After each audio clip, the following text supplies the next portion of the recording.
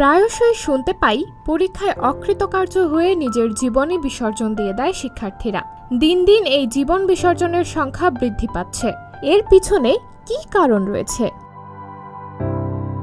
ছাত্রছাত্রী ও অভিভাবকরা বলছেন, শিক্ষা ব্যবস্থা ক্রমেই GPA-5 ও পরীক্ষা কেন্দ্রিক হয়ে পড়ায় তৈরি হচ্ছে পারিবারিক ও সামাজিক চাপ।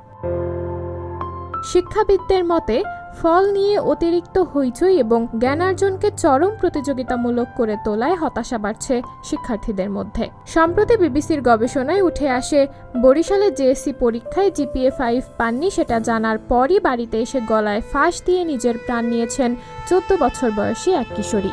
এবারের SSC পরীক্ষার ফল প্রকাশের পর দেশের বিভিন্ন স্থানে আত্মহত্যা করেছে 8 শিক্ষার্থী। শুধু এবছরই আত্মহত্যা করেছে এমনটি নয়, প্রতি বছরই পাবলিক পরীক্ষার ফল প্রকাশের পর অকৃতকার্যদের মাঝে অনেকেই ছুটি নিয়ে নেয় জীবন থেকে।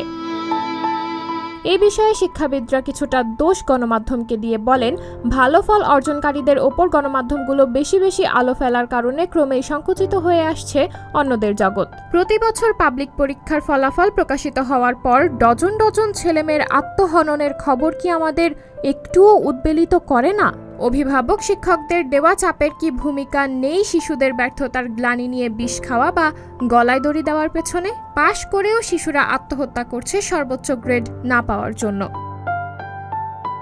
গবেষকদের মতে 25টি আত্মহত্যা চেষ্টাকারীদের মাঝে মারা যায় একজন।